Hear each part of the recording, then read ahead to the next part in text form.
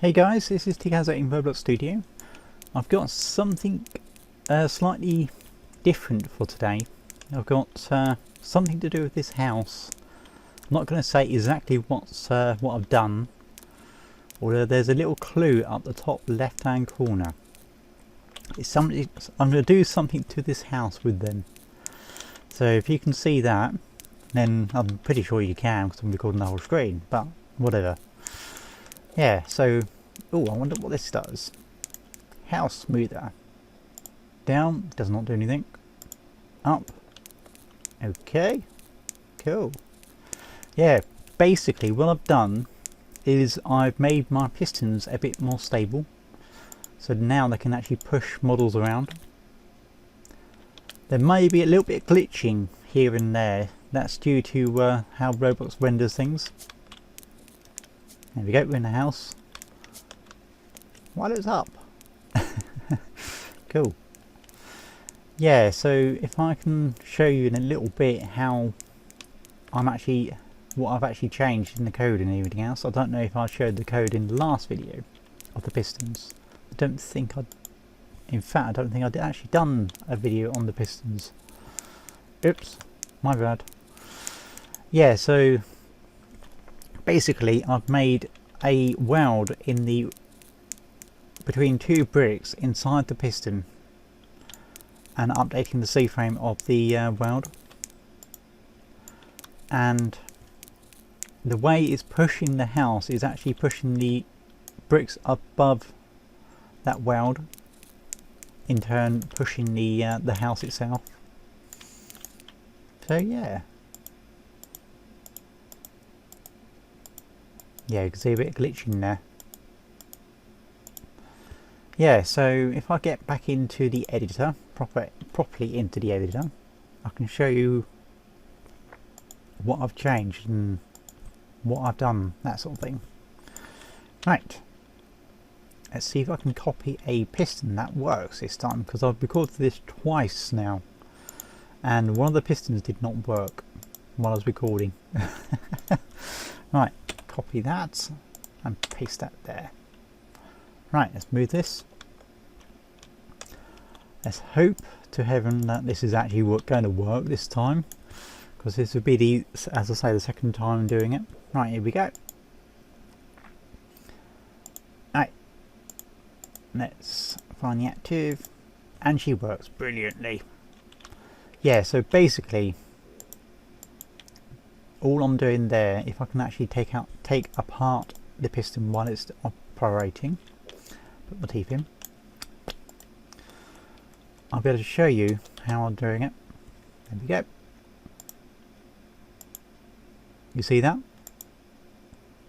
It's basically how I don't know what video it was, but on the outro of one of the videos that I've done in the past, and it doesn't matter what orientation the piston is in, it keeps its orientation. Let's actually get into game and play around with that. Right, let's get to the piston. See if we can knock it over.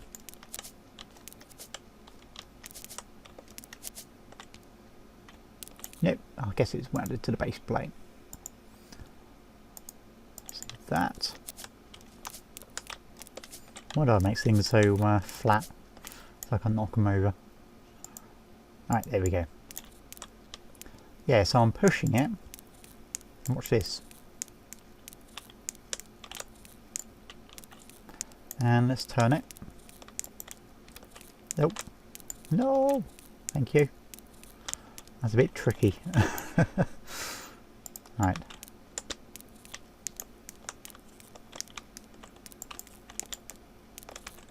Yeah, you get the general idea. It's basically updating no matter what orientation it is in. That's basically what I'm trying to show there.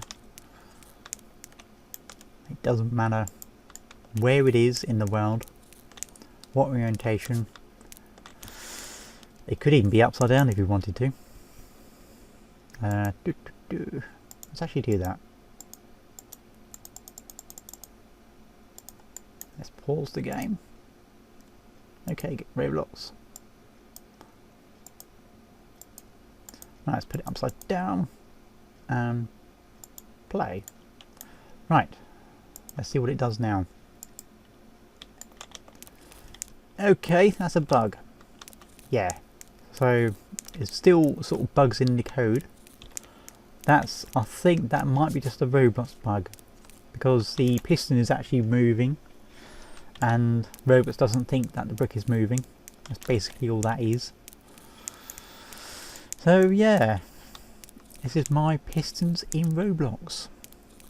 Most of the one thing that I've been trying to do ever since I got into Roblox, and here we are, the beginnings of a piston.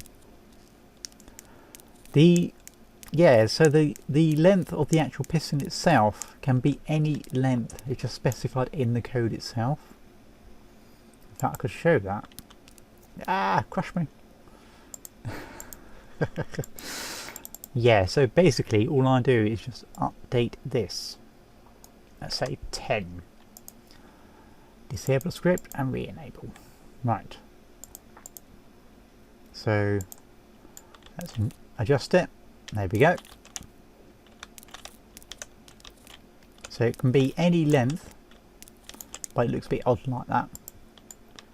And I think I programmed in it where it can actually go through the side if you wanted to, or go behind the base plate, which is this bit here, if you wanted to.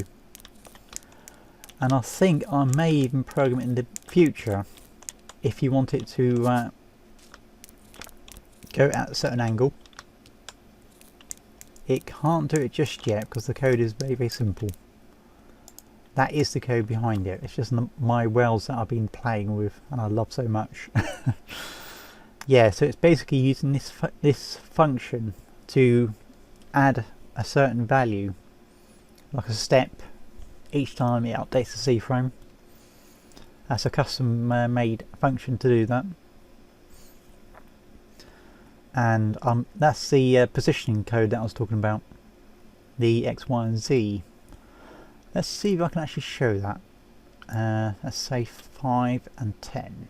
Let's put that back to 4, like so, and no, one button.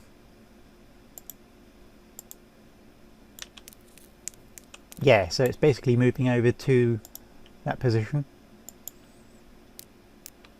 Because I've just disabled it and re-enabled it on that point, it's going to go back to that point, not back into its casing. But that shows the concept behind it. I'm going to lift up this house again. I'm surprised that it can actually lift up a model. I was just messing about after I'd uploaded a video today. That plasma cube video, just sort of winding down. And I thought, what can I do to wind down? I know, let's lift up a house with my pistons. Yeah, why not? Now, can I get down inside there without it crushing me?